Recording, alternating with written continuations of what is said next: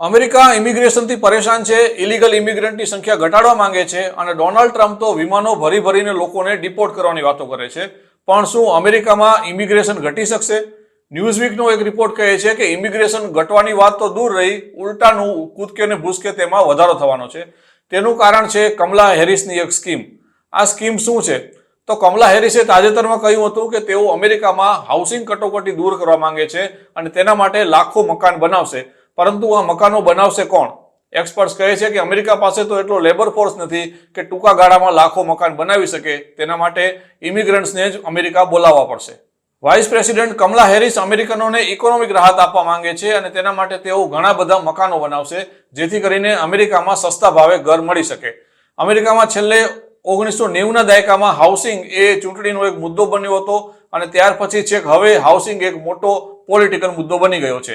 હાલમાં કમલા હેરિસ અને Donald Trump બંને વચન આપે છે કે અમે જીતીશું તો મકાનને એફોર્ડેબલ બનાવીશું.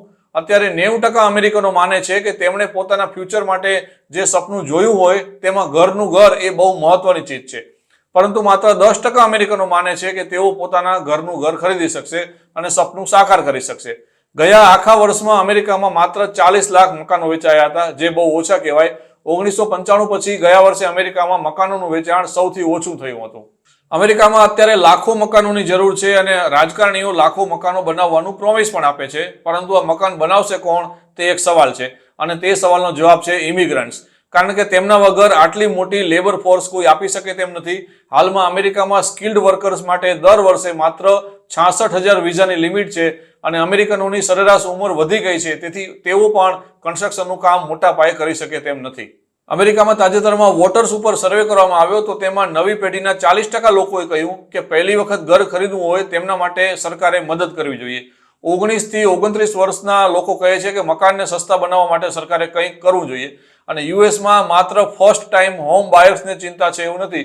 જેમની પાસે પહેલેથી નાનું ઘર છે તેઓ પણ અત્યારે મોટું ઘર ખરીદી શકે તેમ નથી. તેમને મોટું ઘર ખરીદવું છે પરંતુ તેમની એટલી આવક નથી. જે અમેરિકનો વૃદ્ધ થઈ ગયા છે અને પહેલેથી મોટા ઘરોમાં રહે છે તેઓ મોટું ઘર વેચીને નાનું ઘર ખરીદવા માંગે છે, પરંતુ તેમને નાના યુનિટ્સ પણ મળતા નથી અને તેની પણ અછત છે.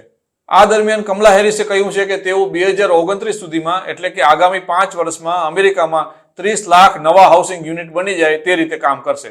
અમેરિકામાં ફેડરલ ગવર્મેન્ટ મકાનો બનાવવાનું કામ નથી કરતી, તેથી તેણે પ્રાઇવેટ સેક્ટરની મદદ લેવી પડશે અને તેઓ નાના મકાનો ખરીદનારને ટેક્સ ઇન્સેન્ટિવ આપી શકે છે. આ ઉપરાંત લો ઇન્કમ હાઉસિંગ ટેક્સ ક્રેડિટ માટે પણ ફંડ આપવાની તેમણે વાત કરી છે. યુએસ ગવર્મેન્ટ ફંડ તો આપી શકે છે, પરંતુ આ મકાનો બાંધવા માટે માણસો ક્યાંથી કાઢવા તે સવાલ છે. અમેરિકામાં અત્યારે લગભગ 4 લાખ કન્સ્ટ્રક્શન વર્કરની અછત છે અને બિલ્ડરોનું જે નેશનલ એસોસિએશન છે તેનું કહેવું છે કે હાલમાં મકાનોની જે ડિમાન્ડ છે તેની પહોંચી વળવા માટે આગામી 3 વર્ષમાં અમેરિકામાં 22 લાખ નવા વર્કરની જરૂર પડશે. અમેરિકામાં સ્કિલ લેબર પૂરા પાડવામાં આવે તો દર વર્ષે 15 લાખ મકાનો બની શકે તેમ છે, પરંતુ વર્કરની જ અછત છે અને આ લેબર શોર્ટેજ દૂર કરવી હોય તો ઇમિગ્રેશનની પોલિસી હળવી કરવી પડે. તેથી લોકોને ડિપોર્ટ કરવાના બદલે અમેરિકાએ બહારથી ઇમિગ્રન્ટ્સ લાવવા પડશે જે હાઉસિંગ સેક્ટરમાં કામ કરી શકે. ન્યૂઝવીકને આપેલી મુલાકાતમાં કેટલાક એક્સપર્ટ્સે કહ્યું કે આપણે જે પ્રકારના કન્સ્ટ્રક્શન વર્કર જોઈએ છે તે બધા મોટા ભાગના વિદેશમાં છે, એટલે કે આપણે ત્યાં માણસોની અછત છે અને હાલમાં જે અમેરિકામાં જ નવી પેઢી છે તેમને વ્યવસ્થિત ટ્રેનિંગ આપવી પડશે. પરંતુ તેઓ ટ્રેનિંગ લઈને તૈયાર થાય ત્યાં સુધી ઇમિગ્રન્ટ વર્કર ઉપર જ આપણે આધાર રાખવો પડશે. અમેરિકામાં કન્સ્ટ્રક્શન સેક્ટરમાં જે કોન્ટ્રાક્ટરો કામ કરે છે તેમાંથી લગભગ 94% કોન્ટ્રાક્ટરે કહ્યું કે તેમને જે પ્રકારના માણસો જોઈએ છે તે અત્યારે અમેરિકામાં ઉપલબ્ધ નથી. અમેરિકા ધારે તો આગામી 5 વર્ષમાં 30 લાખ મકાનો બનાવી શકે છે. તેના માટે આ કોઈ મોટી વાત નથી, કોઈ અશક્ય કામ નથી.